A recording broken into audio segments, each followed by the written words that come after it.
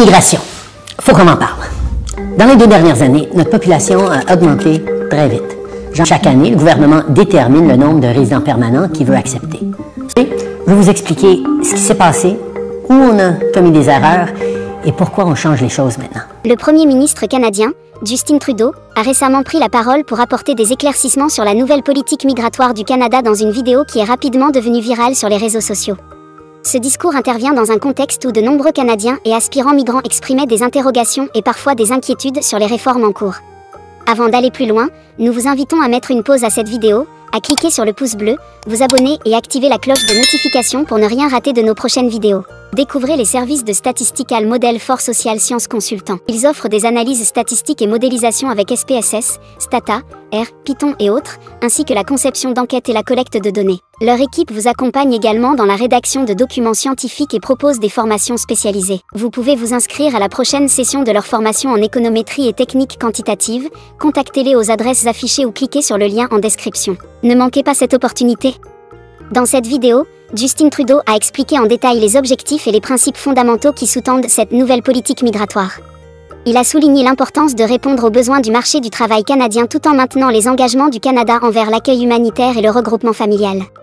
Le Premier ministre a insisté sur le fait que le Canada reste une terre d'opportunités et de diversité, mais qu'il est crucial d'adopter des approches stratégiques pour mieux gérer les flux migratoires et garantir une intégration réussie des nouveaux arrivants. Par ailleurs, Trudeau a précisé que cette politique vise également à soutenir les régions rurales et les secteurs économiques confrontés à des pénuries de main-d'œuvre, tout en continuant à honorer les valeurs canadiennes d'inclusivité et de respect des droits de l'homme. Il a évoqué des mesures telles que l'accélération des processus de sélection pour certains profils professionnels et la mise en place de programmes spécifiques pour attirer des talents dans les domaines clés comme la santé, l'agriculture et les technologies de l'information. La vidéo, qui a été partagée des milliers de fois en quelques heures, a suscité un vif débat en ligne. Certains internautes saluent la transparence et la vision du gouvernement, tandis que d'autres demandent des précisions supplémentaires sur les impacts réels de cette politique sur les Canadiens et les migrants. Ce message, empreint de clarté et d'espoir, reflète l'engagement du Premier ministre à équilibrer les besoins économiques du Canada avec ses responsabilités humanitaires et sociales. Cette initiative marque un pas important dans l'adaptation du système migratoire à un monde en constante évolution. Immigration. Faut qu'on en parle. Dans les 2 dernières années, notre population a augmenté très vite. Genre, vite comme un baby boom. Et de plus en plus, il y a des acteurs de mauvaise foi qui ont exploité notre système d'immigration. Alors, on fait quelque chose de gros. On réduit le nombre d'immigrants qui vont entrer au Canada au cours des 3 prochaines années. Aujourd'hui, je vais vous expliquer ce qui s'est passé, où on a commis des erreurs et pourquoi on change les choses maintenant. Il y a 2 façons d'immigrer au Canada. Celle qui vous vient probablement en tête le plus souvent, c'est l'immigration permanente, quand une famille vient au Canada pour s'y installer et y faire sa vie. Chaque année, le gouvernement détermine le nombre de résidents permanents qu'il veut accepter. Sauf qu'un plan comme ça, qui couvre seulement l'immigration permanente, ça ne tient pas compte de l'autre façon d'immigrer, l'immigration temporaire. Les résidents temporaires sont des gens qui viennent au Canada pour une durée limitée, comme les étudiants internationaux, les travailleurs temporaires et autres. Ils viennent pour un travail spécifique ou pour étudier. Quand le travail est terminé ou quand ils ont fini leurs études, la plupart retournent chez eux. Certains demandent à rester, mais la plupart retournent chez eux. Les résidents temporaires sont également différents des demandeurs d'asile. Nous évaluons leurs demandes et les acceptons s'il s'agit de véritables réfugiés, mais nous les renvoyons dans leur pays s'ils ne le sont pas. Et nous avons créé de l'espace pour les réfugiés dans notre plan d'immigration. Mais là aussi, on a vu des gens essayer d'abuser le système et on s'y est attaqué en fermant le chemin Roxham. Mais maintenant, revenons à notre plan pour l'immigration. À travers l'histoire, on laissait les besoins de l'économie déterminer le nombre de résidents temporaires qu'on acceptait à chaque année. Ça représente une petite partie de notre population, alors habituellement, on n'en tient pas compte dans notre plan d'immigration annuel à long terme.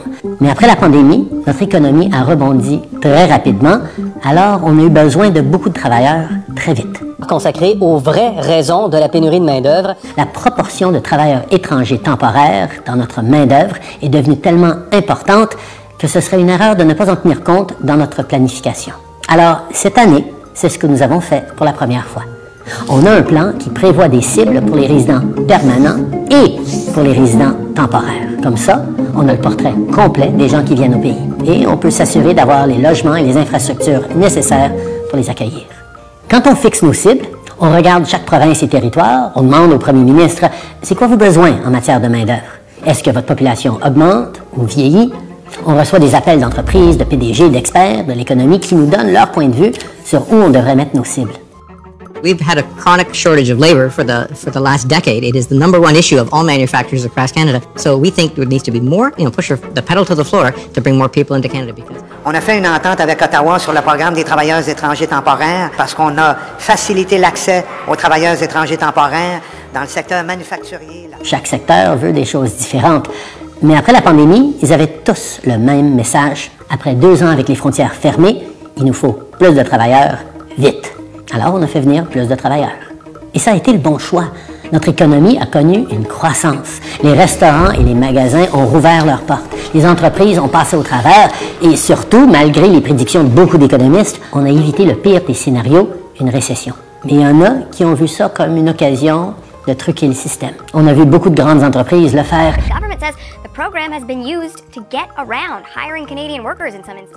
Et beaucoup trop de collèges et d'universités se sont servis des étudiants étrangers pour augmenter leurs profits. There are the diploma equivalent of puppy mills that are just churning out diplomas. There is fraud and abuse, and it needs to end. Parce qu'ils peuvent leur facturer des dizaines de milliers de dollars de plus pour le même diplôme.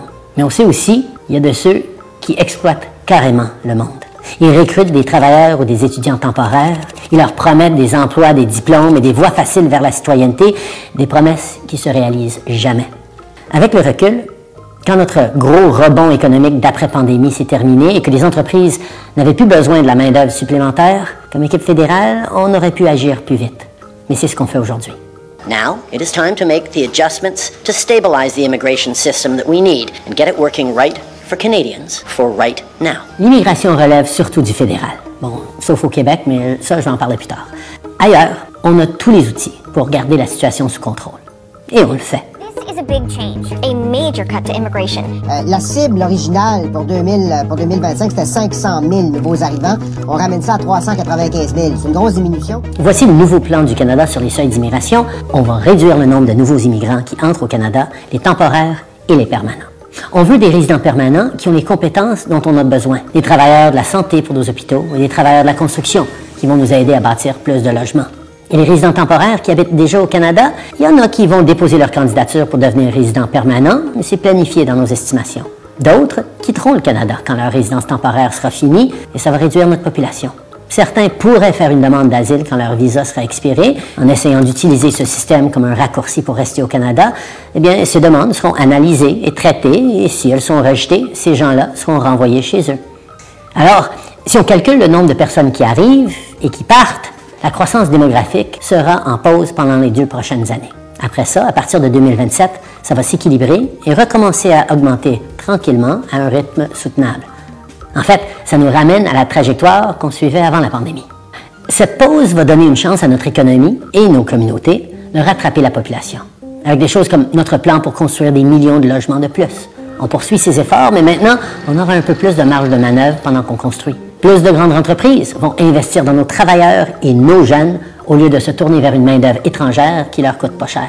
Le plafond qu'on a établi pour les étudiants internationaux permet déjà de réduire le prix des loyers dans nos grandes villes et ils vont continuer de baisser tant que le plafond reste en place. On s'arrange pour que le système fonctionne pour les Canadiens et pour les nouveaux arrivants, plutôt que pour les grands magasins, les chaînes de restaurants, les consultants en immigration et les faux collèges et universités qui exploitent. Bon, maintenant, parlons du Québec. Je ne sais pas si vous le savez, mais le gouvernement du Québec a beaucoup de contrôle sur son immigration. Le Québec a ses propres cibles d'immigration permanente et sélectionne la majorité de ses immigrants temporaires. Les mesures qu'on prend vont amener une réduction de l'immigration temporaire au Québec aussi, mais le gouvernement du Québec doit agir lui aussi pour contribuer à nos objectifs communs de réduire l'immigration temporaire et protéger le français. D'ailleurs, avec notre plan, on contribue aussi à la vitalité du français à travers le Canada en augmentant nos cibles d'immigration francophone hors Québec. L'immigration est vraiment importante. On est chanceux qu'autant de gens rêvent d'habiter ici, mais pour réaliser ce rêve, il leur faut un bon emploi, un logement qui a de l'allure et des soins de santé qui sont accessibles quand ils en ont besoin. C'est pour ça que notre décision de réduire temporairement nos seuils d'immigration, c'est une décision pragmatique. L'immigration, c'est une bonne chose. Alors le Canada doit bien faire les choses. Découvrez les services de Statistical Model for Social Science Consultant. Ils offrent des analyses statistiques et modélisation avec SPSS, Stata, R, Python et autres, ainsi que la conception d'enquêtes et la collecte de données. Leur équipe vous accompagne également dans la rédaction de documents scientifiques et propose des formations spécialisées. Vous pouvez vous inscrire à la prochaine session de leur formation en économétrie et techniques quantitatives. Contactez-les aux adresses affichées ou cliquez sur le lien en description. Ne manquez pas cette opportunité.